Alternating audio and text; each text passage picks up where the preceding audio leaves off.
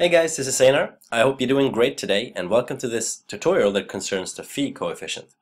Now, phi is a very useful correlation coefficient because it can be used at very many different variable scales. So it can be used at nominal scale, ordinal scale, interval scale, and ratio scale. The one condition you have to think about is that you need a dichotomized variable with only two categories like the one we have in our example table over here. So let's begin by taking a look at this frequency table over here.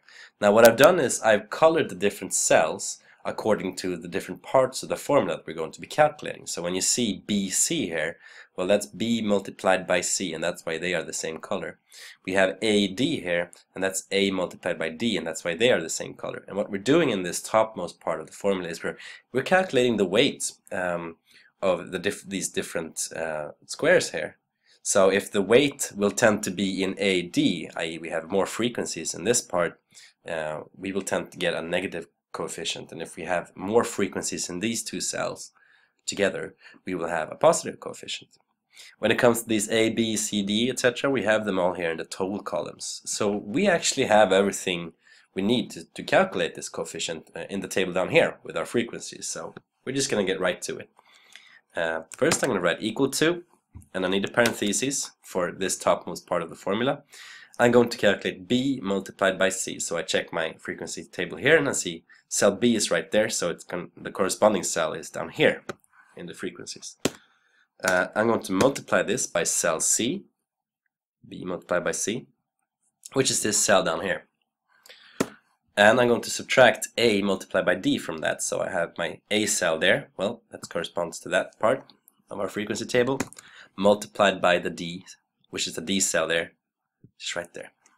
Close that parenthesis, and I'm going to divide this by the square root of all of these. So I write square root, and all I have to do now is choose these different cells that we have here. So A plus B, well, that's going to be right here. Multiplied by C plus D, well, C plus D is below that cell. Multiplied by A plus C, which is right there, A plus C, this cell in this table, multiplied by B plus D, which is this cell, just right this cell right there. Close that parenthesis, and we're actually ready to calculate our coefficient. Interesting. Okay, so we seem to have a negative correlation coefficient, which would indicate that most of our frequencies are located in these two cells, and it actually seems like that because we have 33 people, dark-haired people, that like saffron ice cream. Let's take an extreme example. If we only had one person who liked that there, we would get a positive correlation coefficient because now we don't have as many frequencies in these two cells compared to how many frequencies we have in these two cells. So say, really extreme example, only one blonde-haired person likes strawberry and one dark-haired person likes saffron.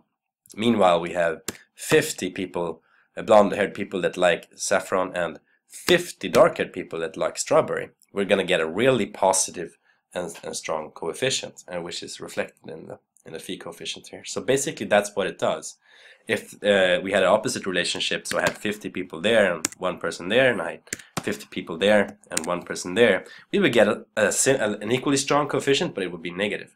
So basically that's how this coefficient works. I have some fun with this. Try putting in different values here and looking at the coefficient and how it changes. And I hope to see you in the next tutorial. Have a really great day. Bye bye.